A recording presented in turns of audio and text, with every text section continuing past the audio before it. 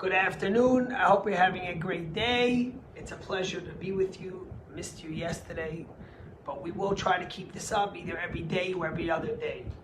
So in this week's Torah portion, we read something very fascinating. We read the story of the snake. There was a pandemic amongst the Jewish people. The Jews didn't stop complaining and screaming against Moses, and God sent a venomous snake to poison many Jewish people. And the Jews came crying to Moses, pleading for forgiveness and healing. And God tells Moses to take a serpent, take a snake, form a snake out of copper, and to put it on a pole, and to hang it up high, tall. And every Jew that is sick will look at the snake, and when he looks at the snake above, he'll be healed. In fact, we all know today, the emblem of medicine is the Caduceus, which is the snake, which is twined around the pole, around the stick. And many people say that the original reason why the Caduceus is the healing emblem of medicine is because every doctor wishes that his healing should be as successful as Moses' snake formed out of copper on that stick was in healing all the Jewish people. And therefore, they made the emblem of medicine the Caduceus.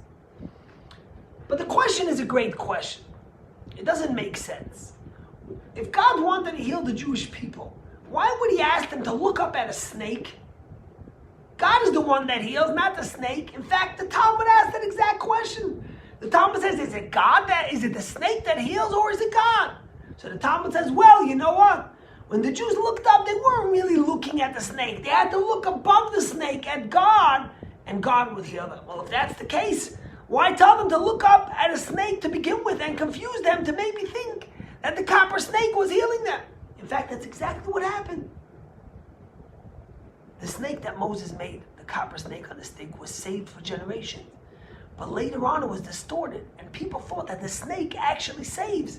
And therefore, they started worshiping the snake. And the famous Jewish king Ezekiel, in the time of the Jewish kingship of Judah, it was the 6th century BC, and he destroyed this powerful snake that was formed out of copper that Moses made. He destroyed it because it was distorted. People thought that it was a snake that healed and not God. Well, if that's the case, why in the first place did God tell you to look up at the snake? He should have told you to look up to God and he'll heal you.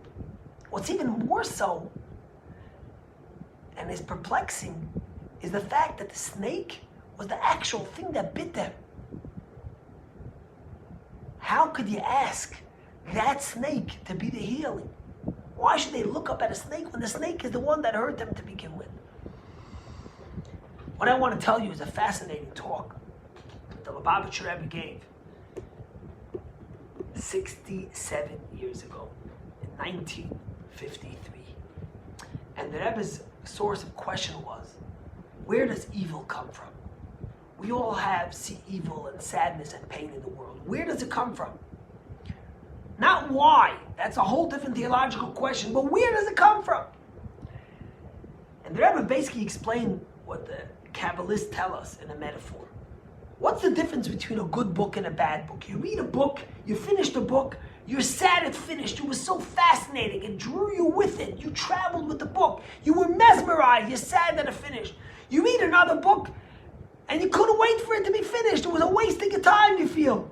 But what's the difference? They all use the same 26 letters in the alphabet. It's all about how it was arranged, how they used those letters to arrange it. A good book has purpose, has meaning, has an idea behind it, has a goal where it needs to get to, and a lousy book doesn't. What's the difference between Hemingway's writing and Schwartz? One wrote brilliant pieces of art, and one wrote schmatis. Forgive me, Mr. Schwartz, but what's the difference? It was all the way they configured the letters. Same thing as with music. What's the difference between the best piece of music you'll ever hear and a piece of garbage? They use the same notes. It's how they configure the notes. It says Kabbalah, this is the metaphor for good and bad in this world. Evil can never endure, because evil is really a corruption of the letters of God. There's the same letters of the alphabet that give everything its vitality and its life. What evil is taking that alphabet and corrupting it. That's the source of all evil. I'll give you a story. You know, they say the story of Alexander the Great, famous Alexander the Great, who, by the way, his name was adopted by the Jews because of the kindness he did to the Jewish people, which is a story in its own. Alexander the Great once commissioned a painting of himself by the best artist of the times. And when the artist came, he says, I have two conditions. One condition is, he said, is that it's an authentic writing, authentic picture. I want it to be authentic. And the second one is that it should be beautiful and perfect. The artist had a tremendous dilemma. You see, Alexander the Great had a tremendous scar right above his eye from a war. He was a warrior. He fought many battles that he won all of them. He was one of the greatest strategists of war, but he had a tremendous scar above his eye. So the artist didn't know what to do. He says, if I don't make the scar, then I'm not being authentic. And if I put the scar, then it's not perfect. Finally, he came up with the idea. He tells Alexander the Great, you're such a great strategist of war. I want you to think and contemplate one of the greatest strategies for war with the next enemy you want to conquer. And then I'll take the picture. Alexander the Great starts strategizing, and he thinks and he thinks, and he gets so excited, and he's so full of life when he's strategizing war, which is expertise, that suddenly he leans forward in a deep mode of thinking like this, and he's thinking of strategy. And at that moment, that's when the picture was made. That's when the artist drew the picture. He put Alexander the Great's hand over his scar, covering the scar. You see, there's two ways we deal with pain and with suffering. Some people feel you gotta flaunt it. You gotta be a victim. Play victimhood. It's good. Something hurt me, somebody hurt me. I'm gonna play victimhood. I'm gonna be a victim for the rest of my life. I was hurt. Another way is to repress it and to push it under. The Torah says, oh no. The Torah refuses, Judaism refuses both of those. Judaism has a third way. The third way is to steer and to confront at your pain, at your challenge, but to know that that challenge is a corruption of the letters. And that really within each and every deep suffering and challenge, there's the strength and for rebirth, for renewal, for growth, for hope. The Torah tells us you have to look at your suffering, confront it, but from within there, you have to find renewal and hope. For example, you're at work, you came to this great milestone, you worked for 10 years to invent something or to understand something, and you finally get it, and you don't get the right congratulations. No one even notices, and you feel deep pain. You know what you could do with that pain? You could recognize that your coworker who also did something and wasn't acknowledged, you could acknowledge them. You could reconfigure the letters of your pain.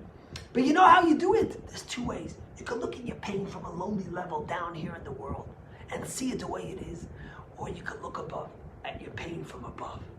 You could see your pain in a godly way. You could look up above and see that beyond every pain, it's just a reconfiguration of the letters, but really beyond it, that pain could be turned around into something meaningful, into something that will allow you to grow, that will allow you to find comfort. And that's the story of the snake.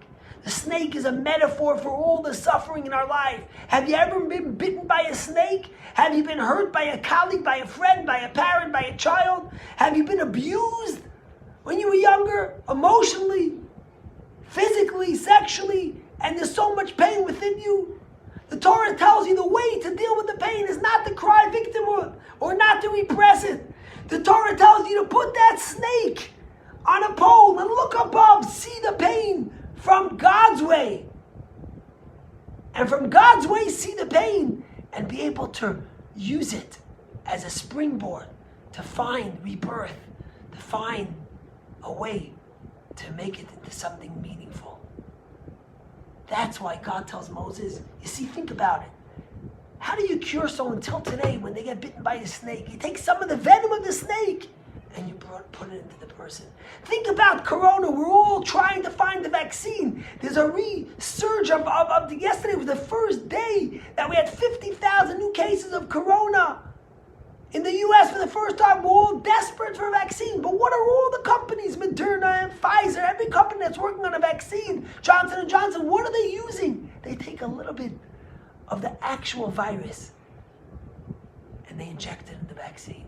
Because only when you're able to confront and look at the snake, then could you find true and proper healing and rebirth to take that suffering and to bring it into something. But I want to tell you a story in the Talmud, a fascinating story.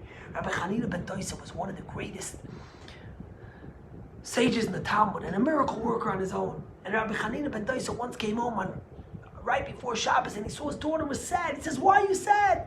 She says, "I confused our vinegar and our oil. And what I did was I poured our vinegar into our only lamp that lights up our Shabbos table so we could have some light tonight and celebrate Shabbos." And Rabbi Hanina ben Dosa says, "Why are you sad? The same person who told the light, the oil to burn light, could tell the vinegar to burn light." Says the Alter Rebbe, as he explains it in the Tanya, in the most deep way, he says, what was the message? Why couldn't Rabbi Hanina ben Dosa just say if he wanted to make a miracle, he could have just said to the vinegar, burn? What was his message? His message was, he was saying at the end of the day, what makes oil burn? What makes vinegar not burn? It's all he who said. It's all God's letters. It's all God's energy. All we have to do is reconfigure it. It was a metaphor, a message he was sending his daughter and each one of us. Every one of us in our lives, sometimes we get oil and sometimes we get vinegar. And we get vinegar, we get despondent. What are we going to do? We either repress it or we look for victimhood. Says Rabbi Hanina ben Dosa, the same person who told the oil to burn, that same person can tell the vinegar to burn. It's our job to reconfigure the letters and to take that evil, take that pain, take that hurt, and let it burn. Let it bring light. Let it touch someone's life. My friends, that's such a powerful message, especially in the times we live in. And as Jews, we've suffered so much through the ages. There's no one that's suffering more than the Jews. You think about the Holocaust, you think about the pogroms, you think about the Cossacks, you think about Khmelnytsky, you think about the Romans, you think about how much we've wandered. But one thing the Jews have always known, we've never played victimhood and we've never repressed our pain. We've turned that pain into light and let it grow. Have a great day. See you tomorrow.